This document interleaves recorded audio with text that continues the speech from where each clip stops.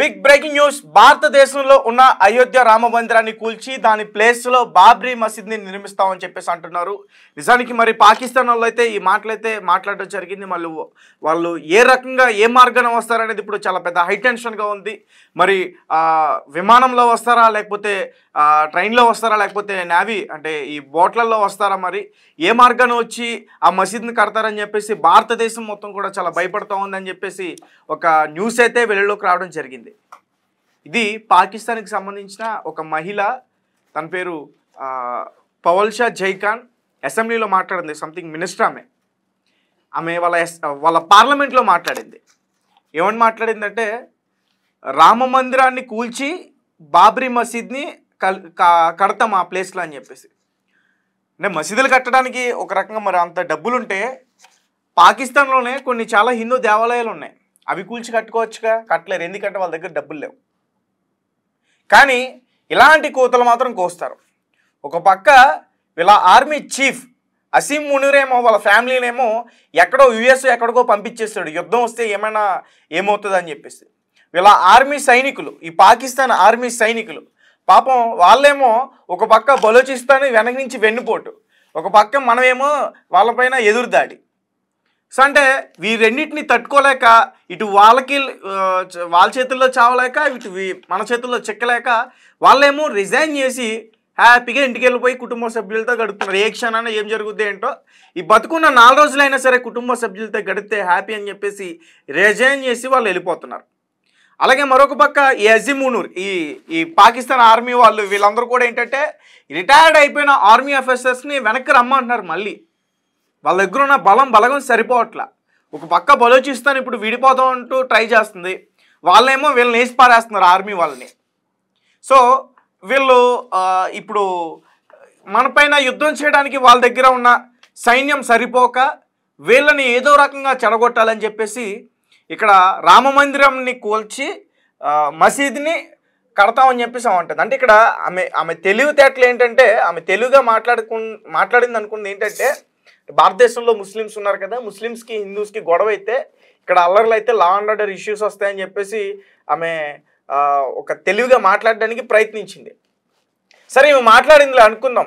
నిజానికి పార్లమెంట్లో ఒక మహిళ మాట్లాడుతుంది. మరి మిగతా ఈ పాకిస్తాన్ మినిస్టర్స్ కానీ, వాళ్ళ గవర్నమెంట్కి సంబంధించిన వాళ్ళు కానీ, లీడర్స్ కానీ వీళ్ళందరూ ఏమైపోయారు, గాజులు తడుక్కుని ఇంట్లో కూర్చున్నారు.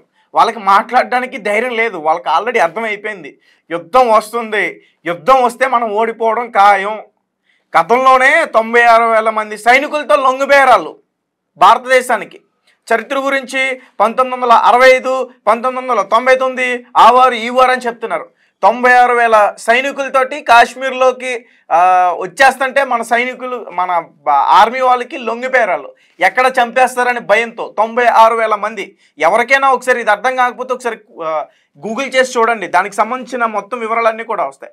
అయితే ఈ పవల్షా జైఖాన్ ఏమంటుందంటే, ఈ మిలిటరీకి సంబంధించి ఈ ముస్లిమ్స్ కానీ అలాగే సిఖ్స్ కానీ మా మీద అటాక్ చేయరని చెప్తుంది. అవును, నిజంగా అటాక్ చేయరని లేదు. ఎందుకంటే మీ మీద ఇప్పుడు అసలు ఒక పక్క మీ ఆర్థిక స్థితి బాగాలేదు, మీకు వాటర్ లేదు, ఒక పక్క మీ ఆర్మీ వాళ్ళు చూస్తే రిజైన్ చేసి పారిపోతున్నారు. కొంతమంది ఏమో మొత్తం మీ పాకిస్తాన్ దేశాన్ని వదిలే వేరే దేశానికి వెళ్ళిపోతున్నారు. ఇలాంటి పరిస్థితుల్లో మరి మీ పైన మరి ఎలా దాడి చేయబుద్ధి అవుతుంది? అయినా కానీ చేస్తాం, కానీ పాకిస్తాన్ ప్రజలపైన కాదు, పాకిస్తాన్లో ఉన్న టెర్రరిస్టుల మీద చేస్తాం, పాకిస్తాన్లో ఉన్న మిలిటెంట్స్ మీద చేస్తాం.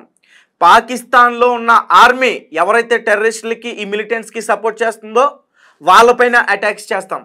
పాకిస్తాన్ ప్రజల మీద కాదు మేము చేసేది. ఒకవేళ పాకిస్తాన్ ప్రజలు కూడా గన్న పట్టుకుని తిరుగుబాటు చేస్తే ఇండియా మీద, వాళ్ళ అంతు కూడా తెలుస్తాం, వాళ్ళ లెక్కలు కూడా తెలుస్తాం. ఈ మహిళ ఈ రకంగా మాట్లాడుతుంది. ఒకసారి పూర్తి విషయాలన్నీ కూడా ఒకసారి మనకి అందించడానికి మా ప్రతినిధి ఆదిత్య ఒకసారి లైన్లో ఉన్నారు. ఒకసారి ఆయనతో మాట్లాడే ప్రయత్నం చేద్దాం. ఆదిత్య, చెప్పండి, ఈమైతే ఈ రకంగా కోతలు కూయడం అయితే జరిగింది, పవల్షా జైఖాన్. సో ఆమె కూసిన కోతలు ఇప్పుడు ప్రస్తుతం సోషల్ మీడియాలో చాలా వైరల్గా మారుతున్నాయి. ఒక పక్క ముస్లిమ్స్ కానీ, ఒక పక్క క్రిస్టియన్స్ కానీ, ఒక పక్క హిందువులు కానీ, ప్రతి ఒక్కరు కూడా ఈమె మాట్లాడిన మాటలకి చాలా వ్యతిరేకత చూపుతున్నారు. చెప్పండి ఆదిత్య. రైట్ తేజ, మనకు తెలుసు భారత్ పాకిస్తాన్ మధ్య పహల్గామ్ ఉగ్రదాడి తర్వాత ఇప్పుడే ఉద్రిక్తతలు అంతకంతా కూడా రోజు రోజు కూడా పెరుగుతుంటూ పోతున్నాయి. అయితే ఇరు దేశాలు కూడా ఇప్పటికే చాలా సంచలన నిర్ణయాలు తీసుకుంటూ కూడా వస్తున్నాయి. ఏ క్షణమైనా పాకిస్తాన్ పై భారత్ దాడి చేయొచ్చన్న సంకేతాలు కూడా మనకు స్పష్టంగా కనిపిస్తున్నాయి. ఇటువంటి సమయంలో పాకిస్తాన్ ఎంపీ పల్వాషా మొహమ్మద్ జైఖాన్ భారత్ పైన వివాదాస్పద వ్యాఖ్యలు అయితే చేయడం జరిగింది. ఆ వ్యాఖ్యలు వైరల్ అవుతున్నాయి. కాకపోతే దీన్ని అంత సీరియస్ ఎవరు తీసుకోవట్లేదు. జోక్ ఆఫ్ ద ఇయర్ అని చెప్పేసి కామెంట్స్ అయితే వినిపిస్తున్నాయి. అంటే ఏదో నాకు తెలిసి ఆమెకి చరిత్ర తెలియదేమో, అంటే ఒకప్పుడు మరి ఆ ప్లేస్ లో ఏ మసీదు ఉండేదో అది తెలియదు. కానీ ఇప్పుడు జస్ట్ పార్లమెంట్ లో ఏదో వాళ్ళ లీడర్స్ యొక్క మెప్పు పొందేందుకు ఇటువంటి కామెంట్స్ చేసినట్టుగానే కనిపిస్తుంది. అయితే దీని వివరాల్లోకి వెళ్తే పాకిస్తాన్ పీపుల్స్ పార్టీ PPP అంటారు. ఈ పార్టీ యొక్క మహిళా ఎంపీ పల్వాషా మొహమ్మద్ జైఖాన్ పార్లమెంట్ లో ఏం మాట్లాడిందంటే, అయోధ్యలో కొత్త బాబ్రీ మసీద్ కు మొదట ఇటుకను పాకిస్తాన్ ఆర్మీ సైనికులు వేస్తారని ఆమె వ్యాఖ్యానించడం జరిగింది. అలాగే మొదటి ఆజాన్ అంటే నమాజ్ కోసం ఇచ్చే పిలుపు అంటారు దాన్ని, మొదటి ఆజాన్ ను ఆర్మీ చీఫ్ అసీం మునీర్ స్వయంగా ఇస్తారని కూడా తెలిపారు. తద్వారా భారత్ లో ముస్లిం ప్రభుత్వం వస్తుందనే అర్థంలో ఈమె ఈ వ్యాఖ్యలు చేసినట్టు కూడా మనకు అర్థమైపోతుంది. అంటే ఈ శత్రుత్వం పాకిస్తాన్ లేదా పాకిస్తానియలతో కాదు, ఇది ముస్లిం మరియు ఇస్లాం కు వ్యతిరేకంగా ఉన్న శత్రుత్వం అని ఎంపీ జైఖాన్ కూడా వ్యాఖ్యానించడం జరిగింది. ఏదైనా అంటే ముస్లింస్ కి, ఇస్లాం మతస్థులకి అలాగే హిందూ మతస్థులకి సంబంధించిన అని చెప్పేసి డైరెక్ట్ గా చెప్పడం జరిగిందా? అంటే శత్రుత్వం అనేది పాకిస్తాన్ లేదా పాకిస్తానియలతో కాదు, ఇస్లాం మరియు ఇస్లాం కు వ్యతిరేకంగా ఉన్న శత్రుత్వం అని చెప్పేసి అన్నారు. అంటే ఇస్లాం కు ముస్లింలకు వ్యతిరేకంగా ఉన్న శత్రుత్వం అని అంటే మేబీ హిందువుల్ని అని చెప్పేసి కామెంట్ చేసింది.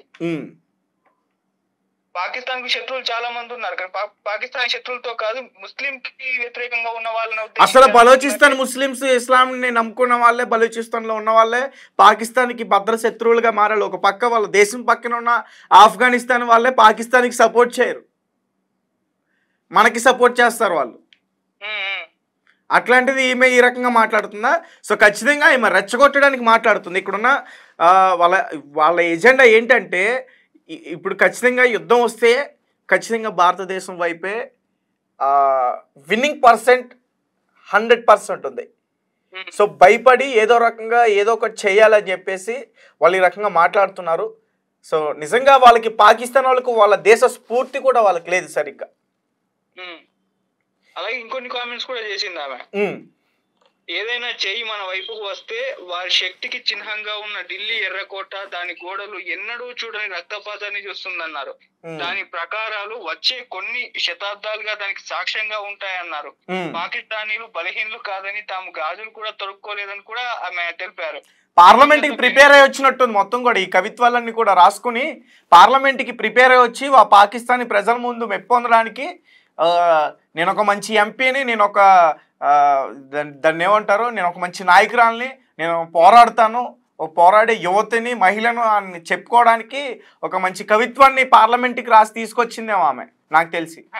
అంతే, పైనుంచి స్క్రిప్ట్ ఇచ్చినట్టున్నారు, లేకుంటే టీవీ స్క్రిప్టే చదివి వినిపించినట్టున్నారు. అలాగే ఇంకా దివంగత వెనిజులా అధ్యక్షుడు హ్యూగో చావేజ్ ను కూడా ఆమె ప్రస్తావించడం జరిగింది. అంటే మాకు తుపాకులు ఉన్నాయి, మా దగ్గర ఆయుధాలు ఉన్నాయి, మా దగ్గర చెట్లు ఉన్నాయి, మరి శత్రువు ఏదైనా దుస్సాహసం చేస్తే వారి శవాలను మా చెట్లకు వేలాడదీస్తామంటూ వ్యాఖ్యానించారు. అయితే చివరిగా తనకు భారత పౌరులతో ఎలాంటి వైరం లేదని కూడా తెలిపారు. సిక్కు సైన్యం పాకిస్తాన్ పై దాడి చేయదని, ఎందుకంటే అది వారికి గురునానక్ భూమి అని చెప్పుకొచ్చారు. అలాగే ఖాలిస్తానీ వేర్పాటువాద నాయకుడు గురు పత్వంత్ సింగ్ పన్నుపై కూడా ప్రశంసలు అయితే కురిపించారు. మన సైన్యం కేవలం 6 లేదా 7 లక్షల మంది సైనికులు కాదని, 250 మిలియన్ల. ఇక్కడ ఒక విషయం మాత్రం మనం గుర్తుపెట్టుకోవాలి ఆదిత్య, ఎప్పుడైనా సరే ఓడిపోతాం అనుకున్న వాళ్ళే కారణాలు చెప్తారు. ఖచ్చితంగా ఈమె మాటలు చూస్తుంటే, ఇప్పుడు సిక్కుల గురించి మాట్లాడుతుంటే, గురునానక్ ఆ భూమి చెప్పి అది మాట్లాడుతుంటే నాకు అదే అనిపిస్తుంది. వీళ్ళకి ఓటమి కనిపించింది, కళ్ళల్లో కనిపించింది, వినిపించింది. మనం ఓడిపోతున్నాం తెలిసినప్పుడే వాళ్ళు ఈ రకంగా మాట్లాడతారు. సో ఇప్పుడు ఈమె వ్యాఖ్యలు కూడా వైరల్ అవడంతో ఇది కూడా ఏమన్నా యుద్ధానికి దారితీయచ్చా అని కూడా చాలా చర్చలు అయితే జరుగుతున్నాయి. అంటే ఆ రకంగా ఈమె కామెంట్స్ అయితే చేయడం జరిగింది. ఏదో కామెంట్స్ చేసేసింది, కానీ వాళ్ళు అవంతా చేస్తారని కాదు, జస్ట్ ఒక కామెంట్ మాత్రం విసిరేసింది. సో ఇప్పుడు అది వైరల్ అవుతున్నాయి. మరి ఇది ఎటువంటి పరిస్థితులకు దారి తీయొచ్చు అనేది మనకు కొన్ని రోజుల్లో అయితే తెలియజేసే అవకాశం ఉంది Teja. Okay right, thank you Aditya. Thank you.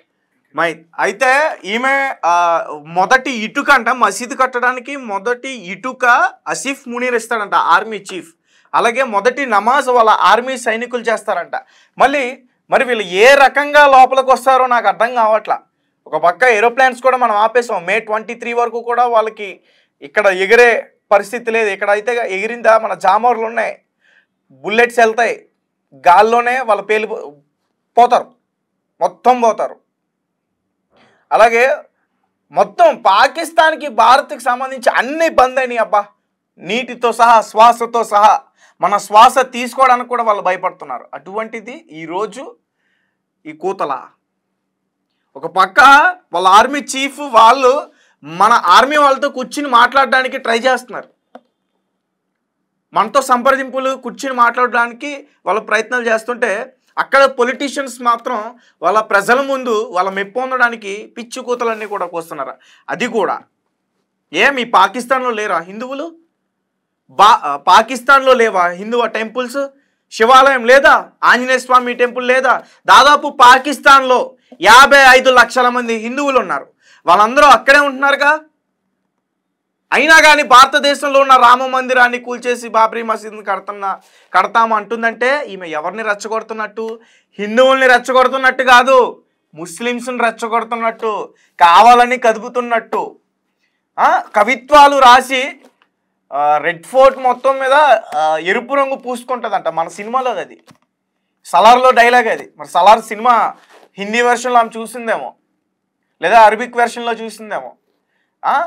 మన సినిమా డైలాగులు మనకే కొడుతూ ఎరుపు ఎక్కుద్ది అని చెప్పి తొలి ఇటుకు బొంతతో వీళ్ళు దాన్ని నిర్మిస్తారంట బాబ్రీ మసీద్ని.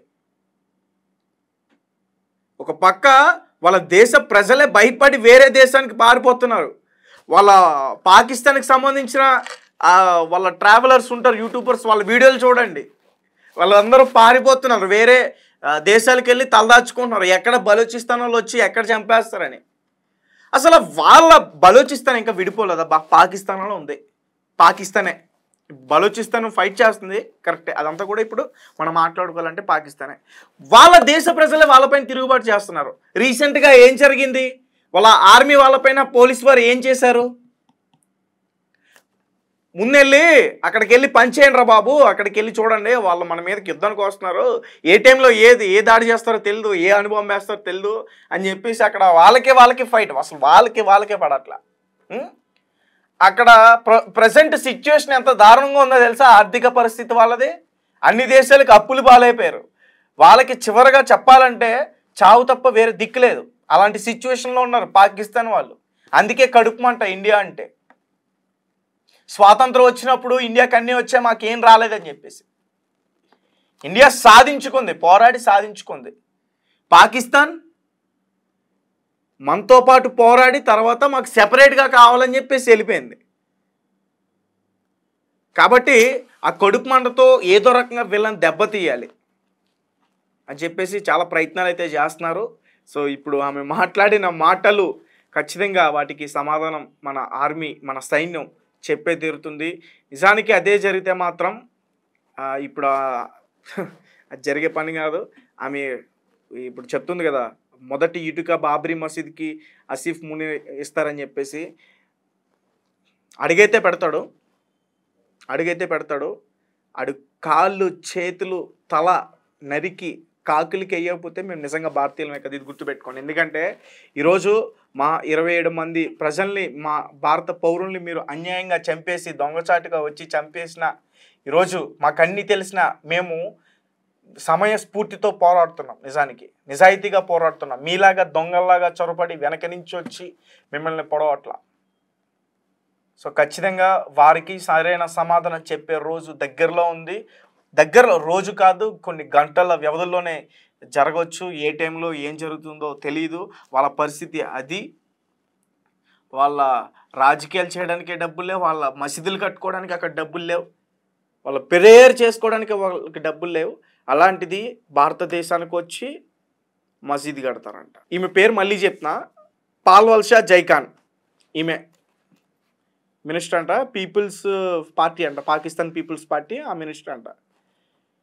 బిడ్డ నువ్వు కనుక భారతదేశంలో అడుగు పెట్టావు అంటే మా మహిళల్ని దేంతో కొడతారు తెలుసా?